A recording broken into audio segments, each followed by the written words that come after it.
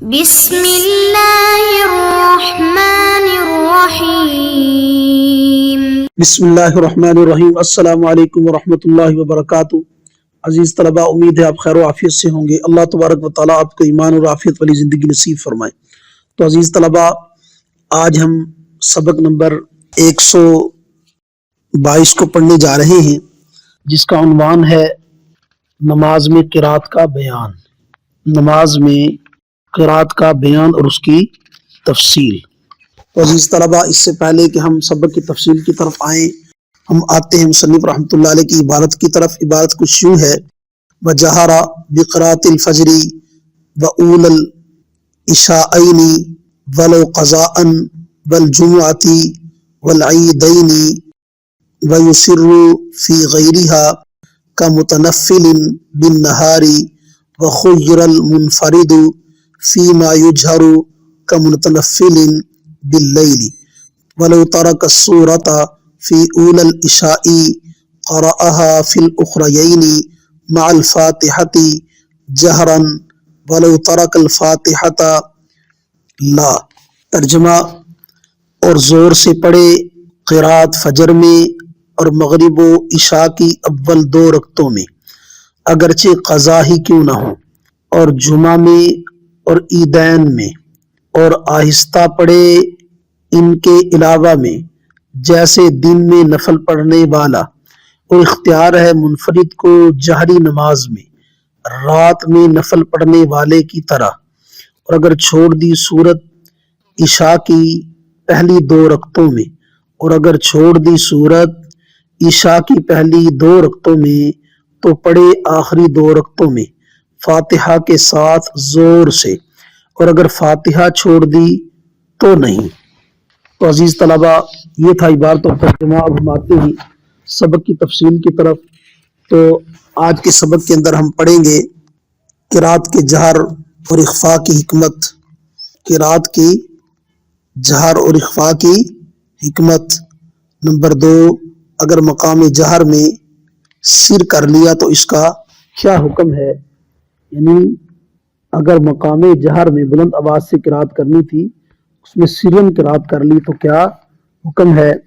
Number 3، ظہر، عصر اور نوافل کی قرات کا حکم اور اس کی تفصیل۔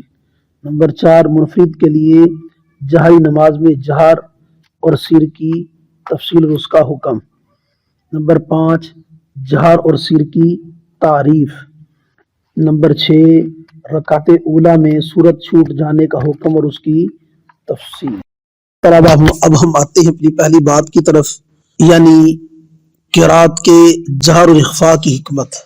تو تفصیل اس کی یہ ہے کہ نمازی اگر امام ہو، نماز پڑھنے والا اگر امام ہو تو فجر کی دونوں رکعتوں میں اور مغرب اور عشاء کی پہلی 2 رکعتوں میں بلند آواز سے قرات کرے، اگرچہ ان نمازوں کی قضا ہی پڑھ رہا ہو۔ اسی طرح جمعہ اور عیدین کی نماز میں بلند آواز سے قرات کرے، اور باقی رکعتوں یعنی مغرب کی تیسری رکعت اور عشاء کی آخری 2 رکعتوں میں قرات آہستہ کرے۔ وجہ یہ ہے کہ شروع میں نبی اکرم صلی اللہ علیہ وسلم تمام نمازوں میں قرات زور سے کیا کرتے تھے، بلند آواز سے کرتے تھے، اور مشرکین آپ کی قرات سن کر آپ صلی اللہ علیہ وسلم کو ایذا پہنچاتے تھے، تکلیف پہنچاتے تھے۔ تو پھر اللہ تعالیٰ نے یہ آیت نازل فرمائی: وَلَا تَجْهَرْ بِصَلَاتِكَ وَلَا تَجْهَرْ بِصَلَاتِكَ وَلَا تُخَافِتْ بِهَا وَابْتَغِ بَيْنَ ذَلِكَ سَبِيلًا، یعنی نہ تمام نمازوں میں جہر فرمائیں اور نہ تمام نمازوں میں اخفاء کریں، بلکہ ان دونوں کے درمیان کی راہ اختیار کیجیے۔ چنانچہ آپ صلی اللہ علیہ وسلم نے اس کے بعد ظہر اور عصر میں اخفاء شروع کیا، کیونکہ ان 2 اوقات میں کفار تکلیفوں کے درپے ہوتے تھے، وہاں پر موجود ہوتے تھے۔ باقی مغرب کے وقت میں وہ کھانے میں مشغول ہوتے تھے، عشاء و فجر میں خواب کی وجہ سے، سونے کی وجہ سے، نیند کی وجہ سے غافل رہتے تھے، اس لیے ان اوقات میں آپ صلی اللہ علیہ وسلم جہرن قرات فرمایا کرتے تھے۔ اور جمعہ اور عیدین کی نمازیں چونکہ مدینہ منورہ میں قائم ہوئی، جہاں ایذائے کفار کا کوئی عذر نہیں تھا، اس لیے ان نمازوں میں قرات بلند آواز سے کی جاتی۔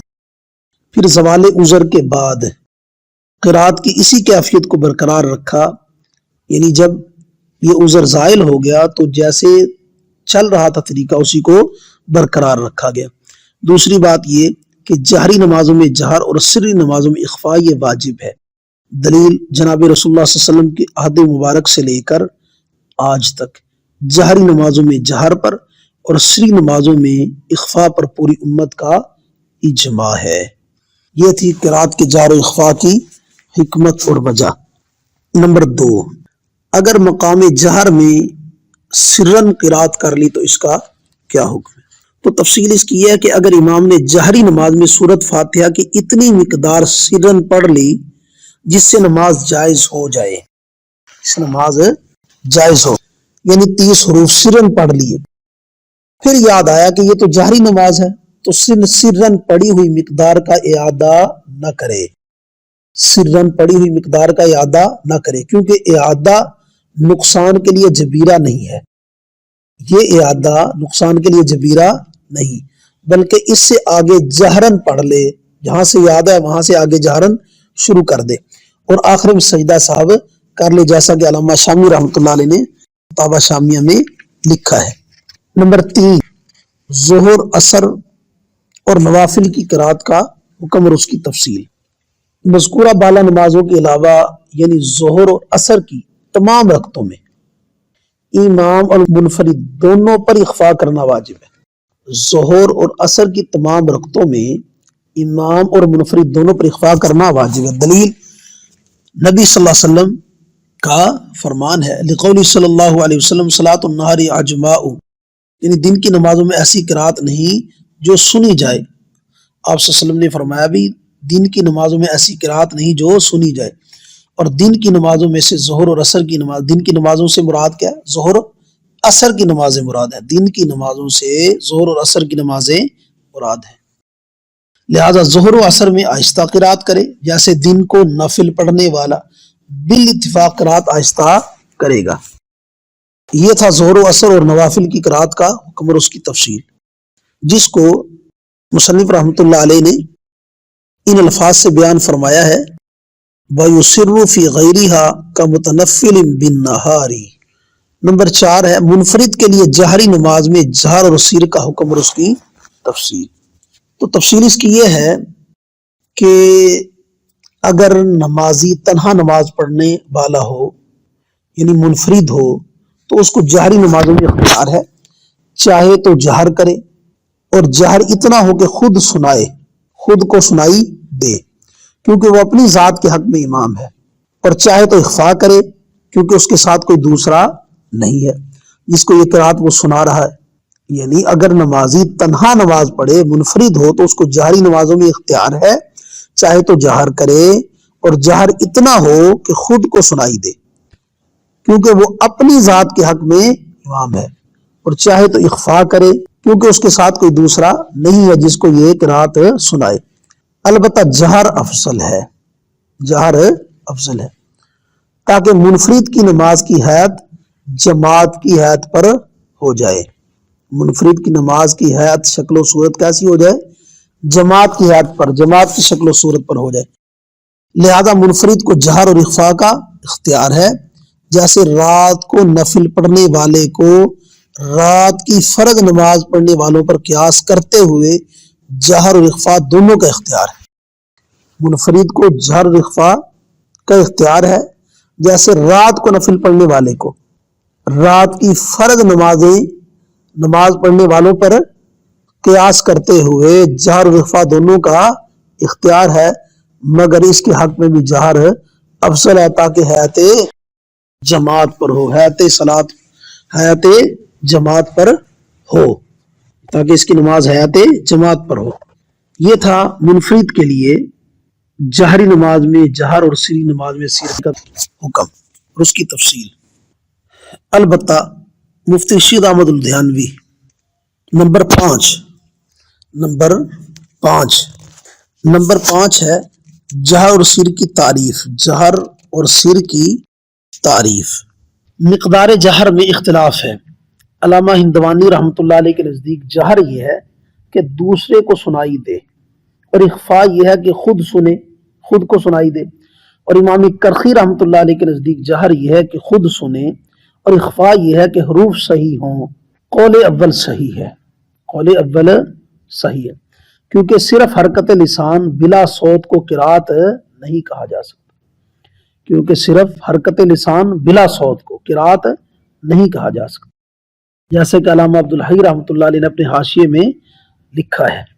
البتہ شیخ عبدالحکیم شاہ ولی کوٹی رحمۃ اللہ علیہ نے اس مسئلے کی اہمیت کی طرف ان الفاظ سے اشارہ کیا ہے، وَهَذِهِ الْمَسْأَلَةُ مِن مُهِمَّاتِ الْمَسَائِلِ وَفِيهَا خَطَرٌ عَظِيمٌ خطر عدم صحت صلاتی کثیر من الناس وهم عنها غافلون ویجب علی العلماء اعلام الناس بها۔ تو مفتی شیخ احمد الدھیانوی رحمۃ اللہ علیہ کی رائے اس بارے میں یہ ہے کہ قول اول پر عمل کرنے سے اکثر وہم پیدا ہو جاتا ہے، اور اکثر لوگ اسی وہم کی وجہ سے زور زور سے پڑھنے لگتے ہیں، جس سے دوسروں کی نماز میں بھی خلل پیدا ہوتا ہے۔ تو اس لیے حضرت فرماتے ہیں کہ میرے خیال کے مطابق دوسرے قول پر عمل کرنا زیادہ بہتر ہے، دوسرے قول پر عمل کرنا زیادہ بہتر ہے۔ وہ کیا ہے؟ امام کرخی رحمۃ اللہ علیہ کا قول کہ جہر یہ ہے کہ خود سنے، اور اخفاء یہ ہے کہ حروف صحیح ہوں، یعنی حروف صحیح سے ادا ہوں۔ نمبر 6 رکعت اولا میں سورت چھوٹ جانے کا حکم اور اس کی تفصیل۔ تو تفصیل اس کی ہے کہ اگر کسی نے عشاء کی اول 2 رکعتوں میں صرف سورت فاتحہ پڑھی، کوئی اور صورت اس کے ساتھ نہیں ملائی، تو وہ آخر کی 2 رکعتوں میں الحمد کے ساتھ صورت ملائے اور فاتحہ اور صورت دونوں کو بلند آواز سے پڑھے، کیونکہ ایک رکعت میں جمع بین الجہری والمخافتی ثابت ہی نہیں ہے۔ جمع بین الجہر والمخافہ یہ شنی ہے اور ثابت بھی نہیں ہے، لہذا فاتحہ کو بھی بلند آواز سے پڑھے، کیونکہ فاتحہ پڑھنا نفل ہے، تغیر نفل میں اولا ہے، اور اگر کسی نے اول 2 رکعتوں میں الحمدللہ چھوڑ دی، پہلی 2 رکعتوں میں سورت فاتحہ چھوڑ دی، تو اس کی قضا آخری 2 رکعتوں میں نہیں کر سکتا، کیونکہ آخری 2 رکعتوں میں جب ایک مرتبہ فاتحہ پڑھے گا تو وہ قضا شدہ فاتحہ سے کفایت نہیں کرے گی، کیونکہ آخری 2 رکعتوں میں ایک مرتبہ فاتحہ پڑھنا تو خود ہی مسنون ہے، تو ایک مرتبہ پڑھنے سے یہی مسنون فاتحہ ادا ہوگی۔ اب قضا شدہ کے لیے دوبارہ پڑھنا پڑے گا، فاتحہ کو دوبارہ پڑھے گا، تو یہ جائز نہیں ہے، کیونکہ تکرار فاتحہ مشروع ہی نہیں ہے، تکرار فاتحہ مشروع ہی نہیں ہے۔ اور دوسری بات یہ کہ اس فاتحہ پڑھنا اس طرح مشروع ہے کہ اس پر دوسری صورت کا پڑھنا مرتب ہو۔ فاتحہ اس طرح مشروع ہے کہ اس پر دوسری صورت کا پڑھنا مرتب ہو، تو اگر دوسری رکعتوں میں قضا کرے گا تو فاتحہ پہلی 2 رکعتوں میں پڑھی ہوئی صورت پر مرتب ہو جائے گی، اور یہ خلاف موضوع اور خلاف مشروع ہے۔ لہذا اس وجہ سے اگر رکعت اولا میں سورت نہیں پڑھی، سورت فاتحہ پڑھی اور سورت نہیں پڑھی، تو آخری 2 رکعتوں کے اندر سورت فاتحہ اور سورت دونوں کو جہرن پڑھ سکتا ہے، جہرن پڑھے گا۔ لیکن اگر سورت فاتحہ ہی چھوڑ دی تو آخری 2 رکعتوں میں سورت فاتحہ نہیں پڑھ سکتا، کیونکہ سورت فاتحہ تو خود ہی مشروع ہے آخری 2 رکعتوں میں، تو اس طرح سورت فاتحہ کا تکرار ہو جائے گا، اور تکرار ثابت ہی نہیں ہے۔ البتہ اگر پہلی یا دوسری رکعت میں رکوع سے پہلے یا رکوع کے اندر فاتحہ یاد آ گئی، پہلی یا دوسری رکعت میں رکوع سے پہلے یا رکوع کے اندر ہی بھی رکوع میں تھا فاتحہ یاد، تو واپس ہو کر فاتحہ پڑھے، پھر دوبارہ سورت پڑھ کر آخر میں سجدہ صاحب کر لے، کما فی العلائیہ ولو تذکرها قبل الرکوع قرأها وعاد السورة وفي الشامية قوله قبل الركوع الظاهر أنه ليس بقيد حتى لو تذكر في الركوع فكذلك۔ یہ تھا ہمارا آج کا سبق، جس میں ہم نے پڑھا قرات کے جہر و اخفاء کی حکمت، اگر مقام جہر میں سر کر لے تو کیا حکم ہے۔ نمبر 3 ظہر اثر اور نوافل کی قرات کا حکم اور اس کی تفصیل۔ منفرد کے لیے جہری نماز میں جہر اور سر کی حکم اور اس کی تفصیل، جہر اور سر کی تعریف، رکعت اولا میں سورت چھوٹ جانے کا حکم اور اس کی تفصیل۔ تو عزیز طلبہ، اللہ توقع فی الدین نصیب فرمائے، دین کو سمجھ کر اس پر عمل کرنے کی اور اس کی اشاعت کرنے کی توفیق نصیب